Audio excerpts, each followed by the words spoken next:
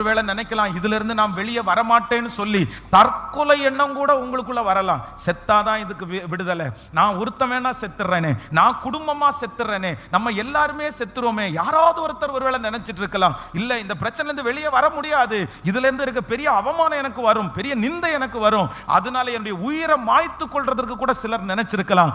ஆனா ஆண்டவர் வாக்கு கொடுக்கிறார், இல்ல, இல்லாதவைகளை இருக்கிறது போல அழைக்கிற கர்த்தர், காற்றையும் காண மாட்டாய், மழையையும் பார்க்க மாட்டாய், பள்ளத்தாக்கை நீரூற்றாய் மாற்றுகிற கர்த்தர் சொல்லுகிறார், எவரையும் மேன்மைப்படுத்துவதற்கு அவரால முடியும், எப்பேற்பட்ட பிரச்சனையில் இருந்து என்னை கொண்டு வருவதற்கு அவருக்கு முடியும். எல்லாரும் கையை மேல தட்டி தப்பி பிழைப்போம் என்கிற நம்பிக்கை அற்று போனவர்களுக்கு, ஹல்லேலூயா, தப்பி பிழைப்போம் என்கிற நம்பிக்கை அற்று போனவர்களுக்கு இவ்விதமாய் எல்லாரும் தப்பி கரை சேர்ந்தார்கள்.